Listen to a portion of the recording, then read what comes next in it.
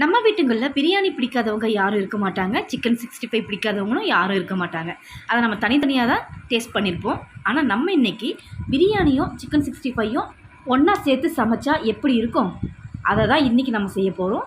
Chicken 65 biryani எப்படி செய்கிறது அப்படிங்கிறது பார்க்கலாம். நம்ம வீடியோக்குள்ளே போகலாம் வாங்க. சூடான தண்ணியை ஒரு பாத்திரத்தில் ஆட் பண்ணிக்கோங்க. ஒரு அரை கப் அளவுக்கு காஷ்மீர் மிளகாய் ஒரு 6, காஞ்ச மிளகாய் ஒரு 7 போல் எடுத்திருக்கேன். இது ஒரு 15 நிமிஷத்துக்கு ஊற வச்சுக்கலாம். பிரியாணியில் சில்லி பவுடர் ஆட் பண்ண போகிறதில்ல, இந்த மிளகாய் அரைச்சி தான் நம்ம அதில் சேர்க்க போகிறோம். இது ஒரு 15 நிமிஷம் நல்லா ஊற விட்டுடலாம். அடுத்ததாக 750 கிராம் பாஸ்மதி அரிசியை நல்லா வாஷ் பண்ணிவிட்டு ½ அன் ஹவருக்கு ஊற விட்டுக்கலாம். இதுவும் இருக்கட்டும். நெக்ஸ்ட்டு 750 கிராம் சிக்கன் எடுத்துக்கலாம். 2 ஸ்பூன் இஞ்சி பூண்டு விழுது. இந்த சிக்கனுக்கு தேவையான உப்பு, சிக்கன் 65 மசாலா தான் சேர்த்துக்கிறேன். இதுவும் ஒரு 2 ஸ்பூன் அளவுக்கு சேர்த்து கொஞ்சமாக தயிர் சேர்த்துக்கலாம். தண்ணி எதுவும் சேர்க்க வேணாம், இந்த தயிர் போதுமானது. இப்போ இதை நல்லா மிக்ஸ் பண்ணி விட்டு ½ அன் ஹவர் நல்லா ஊற விட்டு இதை நல்லா ஃப்ரை பண்ணி எடுத்துக்கணும். முதல்ல நல்லா ஊறி வரட்டும். ½ அன் ஹவருக்கு சிக்கன் ½ அன் ஹவர் நல்லா ஊறிருக்கு. கடாயில் கொஞ்சமாக எண்ணெய் சேர்த்து ஒவ்வொரு துண்டுக்களாக சேர்த்துக்கலாம். ஒவ்வொரு துண்டாக சேர்த்து ஒரு 2 நிமிஷம் ஒரு பக்கமும் திருப்பி விட்டு 2 நிமிஷம் ஒரு பக்கமும் ஃப்ரை பண்ணி எடுத்தோன்னா ஒரு 80% சிக்கன் வெந்து வந்துடும். 80% சிக்கனை நல்லா ஃப்ரை பண்ணி எடுத்திங்கன்னா தான் நம்ம பிரியாணி கூட போட்டு வேக வைக்கும்போது அந்த 20% நல்லா வெந்து வந்துடும். இப்போ சிக்கன் ஃப்ரை ஆயிடுச்சு. இப்போ இது எல்லாத்தையும் எடுத்து ஒரு பிளேட்டுக்கு மாற்றி வச்சிடலாம். இப்போ இந்த சிக்கனை ரெடி பண்ணி வச்சுட்டு தான் பிரியாணி செய்ய ஆரம்பிக்கணும். பிரியாணி செய்ய ஆரம்பிச்சிடலாம். குக்கரில் தான் இன்றைக்கி செய்ய போகிறேன். 100 மில்லி அளவுக்கு எண்ணெய் சேர்த்துருக்கேன். பிரியாணி ஸ்பைசஸ் எல்லாத்தையுமே ஆட் பண்ணிக்கோங்க. இது கூடவே சோம்பும் பிரிஞ்சி இலையும் சேர்த்துக்கலாம். இப்போ அடுத்ததாக பச்சை மிளகாய் 3 போல் கீரி சேர்த்துக்கிறேன். இது நல்லா எண்ணெயில் நல்லா ஃப்ரை பண்ணி விட்டு எடுத்துகிட்டு 200 கிராம் அளவுக்கு வெங்காயம் எடுத்திருக்கேன். வெங்காயத்தை நீட்டு வாக்கில் வெட்டி சேர்த்துருக்கேன். வெங்காயத்தை ரொம்பவும் வதக்கிட வேண்டாம். ஒரு 50% வதக்கிட்டு இஞ்சி பூண்டு விழுதை சேர்த்துட்டு திரும்பவும் வதக்கிக்கலாம். 2 ஸ்பூன் அளவுக்கு இஞ்சி பூண்டு பேஸ்ட் சேர்த்துக்கிறேன். இஞ்சி பூண்டு பேஸ்ட்டு பச்சை வாசனை இல்லாமல் வெங்காயமும் ஓரளவுக்கு நல்லா வதக்கி எடுத்துக்கலாம். இப்போ வெங்காயம் வதங்கி இஞ்சி பூண்டு பேஸ்ட் பச்சை வாசனை எல்லாம் வந்திருக்கு. 200 கிராம் தக்காளி சேர்த்துக்கலாம். தக்காளியை குழைவாக வதக்கி எடுத்துக்கிறதுக்காக கொஞ்சமாக உப்பு சேர்த்து இதை நல்லா மிக்ஸ் பண்ணி விட்டு மூடி விட்டு ஒரு 5 நிமிஷம் கழித்து பார்க்கலாம்.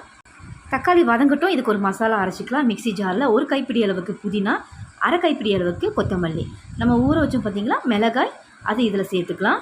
காஷ்மீரி மிளகாய் அந்தளவுக்கு காரம் இருக்காது, கலருக்காக தான் அதை சேர்க்குறேன். காஞ்ச மிளகாவோட காரம் மட்டும்தான். உங்களுடைய காஞ்ச மிளகாய் எந்த அளவுக்கு காரங்கிறத பார்த்துட்டு காஞ்ச மிளகாவை சேர்த்துக்கோங்க. இப்போ இதை குறைப்பாக அரைச்சி எடுத்துகிட்டு மிளகாயை ஊற வச்ச தண்ணியவே இதில் சேர்த்து நல்லா ஃபைன் பேஸ்ட்டாக அரைச்சி எடுத்துக்கோங்க. இந்த தண்ணியை வேஸ்ட் பண்ண வேணாம், நீங்கள் பிரியாணியில் கூட ஆட் பண்ணிக்கலாம். பட் ஃபைன் பேஸ்ட்டாக அரைச்சி எடுத்துட்டோம். இப்போ தக்காளி வதங்கிருச்சாங்கிறத பார்க்கலாம். தக்காளி நல்லா வதங்கியிருக்கு. இப்போ மசாலாஸ்லாம் சேர்த்துக்கலாம். முதல்ல அரைச்ச விழுதை சேர்த்துப்போம். இது கூட 1 ஸ்பூன் கரம் மசாலா, 4 ஸ்பூன் தயிர், இது எல்லாத்தையும் சேர்த்து நல்லா மிக்ஸ் பண்ணி விடுவோம். மசாலா பச்சை வாசனை இல்லாமல் நல்லா வதக்கி எடுக்கணும். எண்ணெய் பிரிஞ்சு வரணும். 5 நிமிஷம் மூடி விட்டு இது நல்லா வதங்கி வரட்டும். நல்லா ஓரங்களில் எண்ணெய் பிரிஞ்சு வந்திருக்கு பாருங்கள். மசாலாவும் பச்சை வாசனை இல்லாமல் பக்காவாக ரெடியாக இருக்குது மசாலா. இப்போ இதில் அரிசியை சேர்த்துக்கலாம்.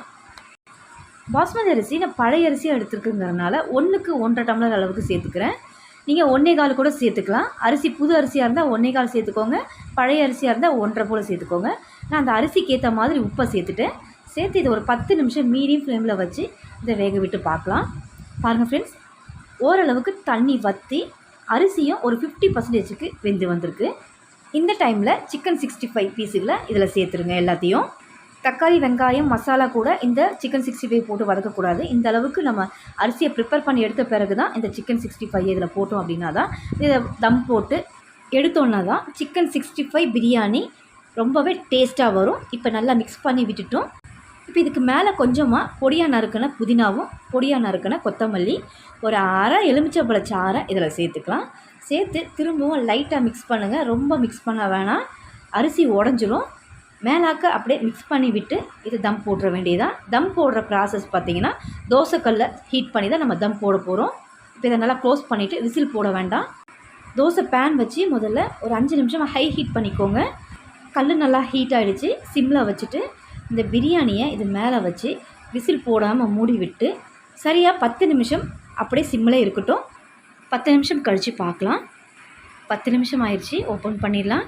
பார்க்கும்போதே சீக்கிரமாக சாப்பிடணும்னு தோணுது. அந்த அளவுக்கு பக்காவாக வந்திருக்கு சிக்கன் 65 பிரியாணி. இது நீங்களும் செஞ்சு பாருங்கள்.